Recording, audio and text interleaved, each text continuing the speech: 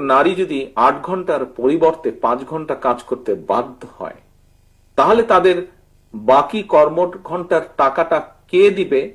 এটি একটি বিরাট প্রশ্ন। মারা ৫ ঘন্টা কাজ করে ৮ ঘন্টার বেতন পাবেন ইনশাআল্লাহ।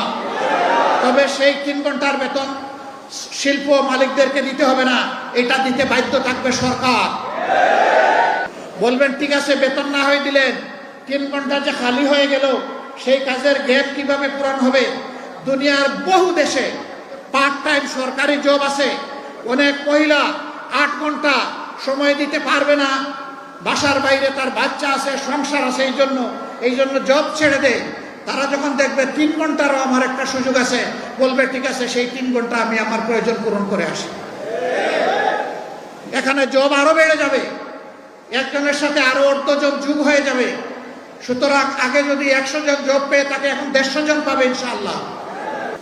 যদি কোনো শিল্প, কোনো ইন্ডাস্ট্রি মহিলাদেরকে কাজে নিতে না চায়, সরকার নীতিমালা করে যে এতটুকু নিতে হবে, কেউ যদি না আসে পুরুষ দিয়ে পূরণ করে, অসুবিধা নেই। আবার মহিলাদের মাঝে, নারীদের মাঝে কেউ যদি বলেন যে আমি ৮ ঘন্টা কাজ করেই ৮ ঘন্টার বেতন নিতে চাই, তাকে সম্মানিত করা হবে বাড়তি ইনশাআল্লাহ।